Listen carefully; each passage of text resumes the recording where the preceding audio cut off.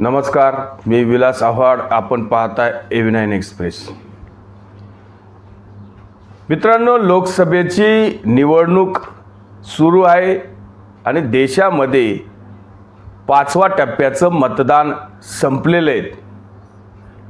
आता भारतीय जनता पार्टी प्रणित NDA आणि हे काँग्रेस आणि इतर जे 28 पक्ष नरेंद्र मोदींच्या विरोधात हरवायला हे इंडी आघाडी, काँग्रेस सहित हे सगळे खरं तर यांची इंडी आघाडीच झाली नाही. यांचे एकमेकांचे तोंड बाजूलाच राहिले. ममता बॅनर्जी तर आता असं म्हणतात की आमचं इंडी आघाडीशी काही संबंध नाही, सरकार जरी आलं तरी आम्ही बाहेरून पाठिंबा देऊ.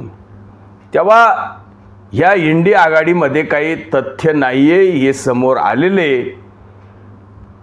प्रत्येकाला देशाचं पंतप्रधान व्हायचे, प्रत्येकालाच नरेंद्र मोदींना हरवायचे, पण जो तो ज्याचा त्याचा स्वार्थ आणि ज्याचा त्याचा हेतू आणि ज्याचं त्याचं नुकसान कमी अधिक प्रमाणामध्ये देशात आपल्या लोकसभा मतदारसंघात पाहत असतो आणि कोणी कोणाशी कशी युती करावी ह्या गोष्टी सुद्धा ते बघत असतात. आता नरेंद्र मोदींवर टीका, भारतीय जनता पार्टीवर टीका, आता काँग्रेसकडून टीका किंवा राहुल गांधींकडून टीका होताना आपण पाहत असतो. पण तो त्या टीकेचा स्तर सुद्धा आता काहीसा खालवलेला आहे. एकेरी भाषेचा उपयोग, मग भारतीय जनता पार्टी आणि नरेंद्र मोदींना तुम्ही टीकेचं लक्ष करणार आहे. हा खरं तर लोकशाहीने विरोधी पक्षाला दिलेला अधिकार असतो की निवडणूक काळामध्ये किंवा अन्य इतर काळामध्ये सुद्धा तुम्ही संवैधानिक भाषेमध्ये देशाचे पंतप्रधान किंवा पार्टी पक्ष यांच्यावर टीका तुम्ही करू शकता, तो अधिकार आहे. पण तुम्ही जेव्हा भारतीय जनता पार्टीवर किंवा नरेंद्र मोदींवर टीका करता करता तुम्ही जेव्हा देशाच्या बाबतीत वाईट बोलू लागतात, देशाच्या मिलिटरीच्या बाबतीत तुम्ही सैनिकांच्या बाबतीत वाईट बोलू लागतात, त्यांच्या पॉलिसीज ज्या काही योजना असतील, भरतीय प्रक्रिया असतील, सैन्य भरती असेल, याच्या बाबतीत सुद्धा तुम्ही वाईट बोलतात. काय वेळेस तुम्हाला भान राहत नाही की आपण मिलिटरीच्या सैनिकांनी किंवा देशाच्या सैनिकांनी जे काही शौर्य केलेले आहे, या शौर्यावर सुद्धा आपण प्रश्नचिन्ह उपस्थित करतो. खरं तर जेव्हा उरीची घटना झाली, सर्जिकल स्ट्राईक झाली, त्यावेळेस सुद्धा काँग्रेस आणि ह्या इंडी आघाडीतली जे काही पारिवारिक या पार्ट्या आहे, यांच्या खाजगी प्रॉपर्टी आहे, असे पक्ष हे जामिनावर सगळे बाहेर आहे. यांना लोकतंत्र वाचवायचे, खरं तर यांचे दुकानं आता बंद व्हायची वेळ आली. हे लोक भारतीय सैन्यावर सुद्धा प्रश्न उपस्थित करतात. हे म्हणतात सर्जिकल स्ट्राईकच झाली नाही, तिकडं कावळे मेले, इकडं फक्त नरेंद्र मोदी प्रचारासाठी अशा प्रकारचं सर्जिकल स्ट्राईक झालं हे दाखवतात. असं तर काँग्रेसचे अनेक लोक आपण बोलताना पाहिले. तेव्हा आपण आपल्या शौर्याचा, आपल्या सैनिकांचा किती अपमान करतोय हे खरं तर ह्या पाकिस्तान परस्त आणि चीन परस्त लोकांना समजलं पाहिजे. पुलवामाच्या बाबतीत एअर स्ट्राईक देशाने केली तरी यांना बहाणेबाजी वाटली. सैनिकांनाच यांनी असं म्हणायला सुरुवात केली की हा घातपात सरकार प्रणीत आहे. जे काही बोलायचं, तुम्ही सरकारवर टीका करता करता देशाच्या सैनिकांवर तुम्ही टीका करायला लागले तेव्हा तुमचा स्तर किती खाली जाईल. खरं तर सैनिकांच्या बाबतीत राहुल गांधींनी एक अतिशय वाईट टिप्पणी केली का आता हे अग्निवीरांच्या बाबतीत तर ते रोज बोंब मारतातच आहे। योजना आहे 4 वर्षामध्ये लोकांना 24-25 लाख रुपये त्या तरुणाला मिळतात आहे। नंतर पुढची नोकरीचं काही लोकांना मिळते, काही लोकांना त्याचा अनुभवाचं सर्टिफिकेट मिळते। देशामध्ये अनेक ठिकाणी ते नोकरीला पण लागू शकतात। पण फक्त युवकांचे माथे भडकवायचे आणि लोकांमध्ये एक भ्रम तयार करायचा, अशी ही राहुल गांधींची नीती। खरं तर राहुल गांधींना कोणीतरी हे सगळं लिहून देतं आणि राहुल गांधी त्या ज्या लिहिलेल्या जी काही स्क्रिप्ट असते त्याच्या प्रमाणे राहुल गांधी रोज बरळतात। काल काय बरळले हे राहुल गांधींना आज समजणार नाही, अशी परिस्थिती राहुल गांधींची आहे। खरं तर राहुल गांधी काय म्हटले की नरेंद्र मोदींनी 2 सैनिक तयार केले, एक गरीब सैनिक तयार केला, एक श्रीमंत सैनिक तयार केला। मग सैनिकांच्या सुद्धा जाती राहुल गांधी बघायला लागले, कोण SC ST OBC, गोर गरीब आणि एक श्रीमंत। अशा प्रकारचं निंदनीय बयानबाजी सैनिकांच्या बाबतीत होऊ नये। देशाच्या सैनिकांची जात ही प्रत्येकाची जात ही फक्त इंडियन आहे। देशाचा सैनिक फक्त भारतीय आहे, तो कुठल्याही जातीचा नाही।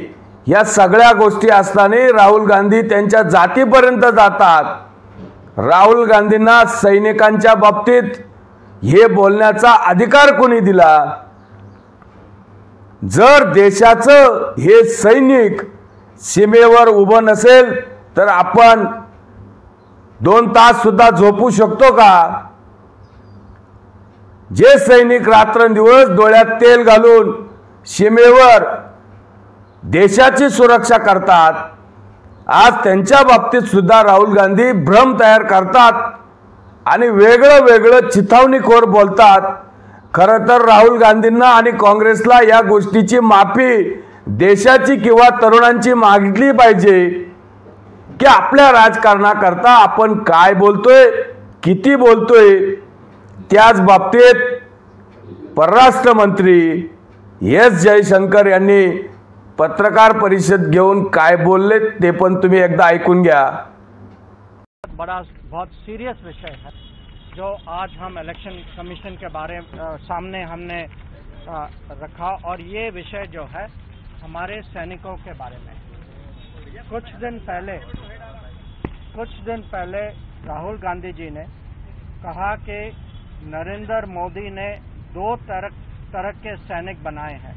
2 तरह के सैनिक बनाए हैं, एक गरीब का बेटा, दलित आदिवासी पिछड़े वर्ग का बेटा, सामान्य जाति का गरीब परिवारों का बेटा, अल्पसंख्यक का बेटा, और दूसरा जो अमीर घर का बेटा होगा। ये झूठ है। ये जो है ये डायरेक्टली हमारे आर्म फोर्सेस पर अटैक है।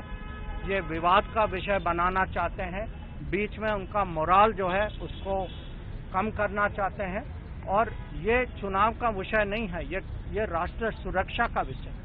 ये अगर चुनाव के दौरान आर्मी पे अटैक होती है, वही आर्मी जो आज हमारी सीमा पे डिप्लॉय हो चुकी है, जो चाइनीज फोर्सेस के खिलाफ देश की सुरक्षा के लिए अपना पूरा बल लगा रही है वहाँ, जो आतंकवाद के खिलाफ पाकिस्तान बॉर्डर पे खड़ी है।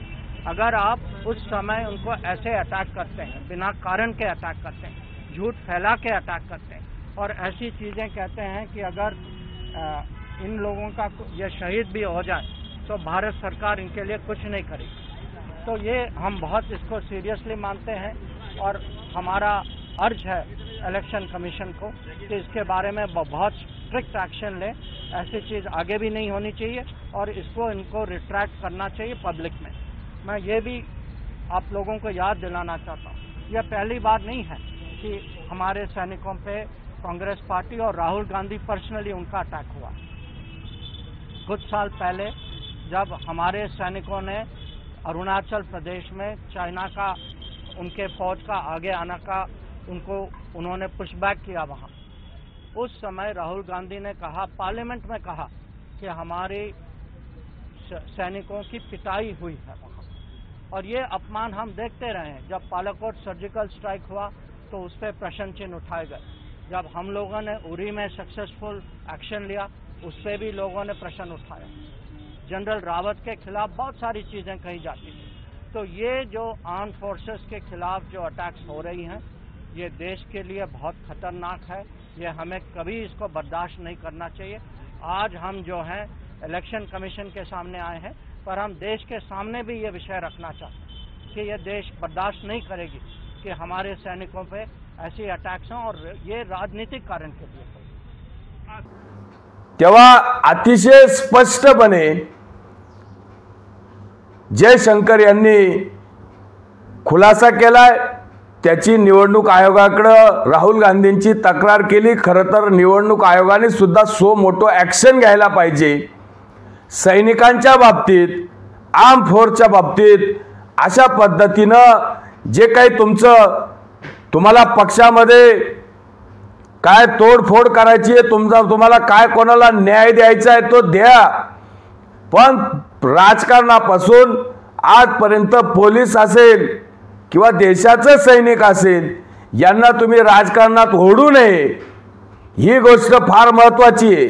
आणि अशा गोष्टीला लोकांनी पण, युवकांनी पण थारा देऊ नये, कारण ही फक्त लोकांमध्ये भ्रम तयार करायचा आणि उठाव निर्माण झाला पाहिजे। पोलीस देशाच्या सत्तेवर भडकले पाहिजे, सैनिक भडकले पाहिजे, अराजक माजलं पाहिजे, मग यांना यांचे बोंबील भाजायचे, मग यांना पाकिस्तानला जमिनी द्यायच्या आहे, चीनला जमिनी द्यायच्या आहे। यांचे जे काही हस्तक बसलेले असतात यांना खरं तर देशावर प्रेम नाही, देशाच्या सत्तेवर किंवा आज जे काही नरेंद्र मोदी बसले आणि त्याच्यामुळे जो देश सुरक्षित वाटतोय, या काँग्रेसच्या आणि या गांधी परिवाराचे मनसुबे नरेंद्र मोदी पूर्ण होऊ देत नाही।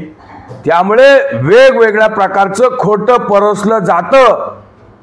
ही गोष्ट अतिशय निंदनीय आहे आणि ह्या सगळ्या गोष्टीचा विचार मतदारांनी पण केला पाहिजे की काँग्रेस मतांसाठी किती खाली जाऊ शकते, सैनिकांमध्ये कशा प्रकारचं विष पेरलं जातं। या विषवल्लींना लोकांनी आपल्या मतांमधून योग्य तो धडा शिकवला पाहिजे। इतकंच आपलं थोडक्यात म्हणणं राहील। तुर्तच थांबतो। व्हिडिओ आवडला असेल तर लाईक करा, शेअर करा। धन्यवाद।